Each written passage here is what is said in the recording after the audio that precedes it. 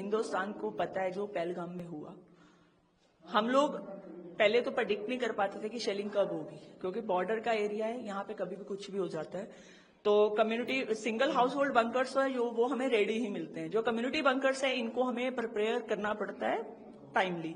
और आज की डेट में जो पहलगाम में हुआ, अगर उसका रिटेलिएट हिंदुस्तान नहीं करेगा तो वो शर्म की बात हो जाएगी हमारे लिए।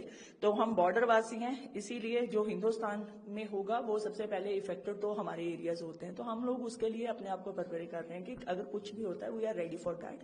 हिंदुस्तान को ये सोचने की, गवर्नमेंट को ये सोचने की जरूरत नहीं पड़ेगी कि बॉर्डर के ऊपर हमारे लोग हैं, वो सेफ रहेंगे या नहीं रहेंगे। हम लोग किसी तरीके से उनके हाथ नहीं बांधना चाहते। अब जो होगा वो आर पार का होने दीजिए, क्योंकि जो इन्होंने हालात किए, निहत्ते लोगों के ऊपर वार किया, इन लोगों ने हमारे शहीदों, जवानों को शहीद किया। हमारे साथ जो भी हुआ आज उसका इतना दुख है कि हमारे दुख उनके सामने बहुत कम पड़ गए।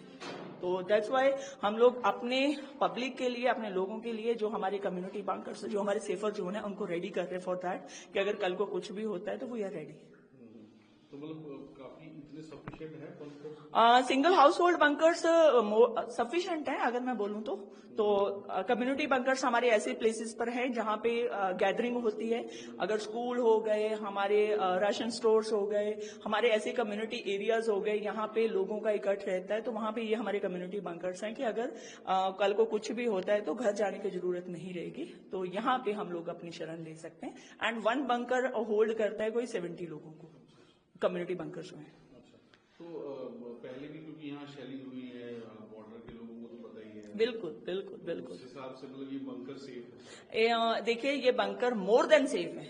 और मैं इसकी सेफ्टी और इसका अगर आपको पैरामीटर बताने जाऊं तो आज तक ये बंकर्स खड़े हैं, बहुत हेवी शेलिंग में भी खड़े हैं, तो इट मीन्स ये सेफ है तभी ये खड़े हैं। ये फुली आरसीसी के बंकर हैं, इनको आपको पता ही है कि कुछ हो नहीं सकता। कि और कोई मटेरियल का होते तो हम लोग भी इतने कॉन्फिडेंट नहीं होते। और हमने देखा काफी खेती जो है, कटाई भी काफी तेजी से होती है। बिल्कुल सर, हम लोग कल रात भी 2:30-3 बजे तक हम लोग कटाई करते रहे कि हमारा बॉर्डर जो है, जो फेंस के आसपास वाला एरिया है वो क्लियर हो जाए, क्योंकि किसान का सोना खेतों में पड़ा है और वो सोना संभालना बहुत जरूरी है, क्योंकि 6 मंथ हम उस पर निर्भर रहते हैं। बाकी सारा कुछ बाद में हम लोग वो भी साथ साथ कर रहे हैं, और सेकेंड हैंड हम ये भी कर रहे हैं कि हम अपने लोगों को सेफ कैसे रखें।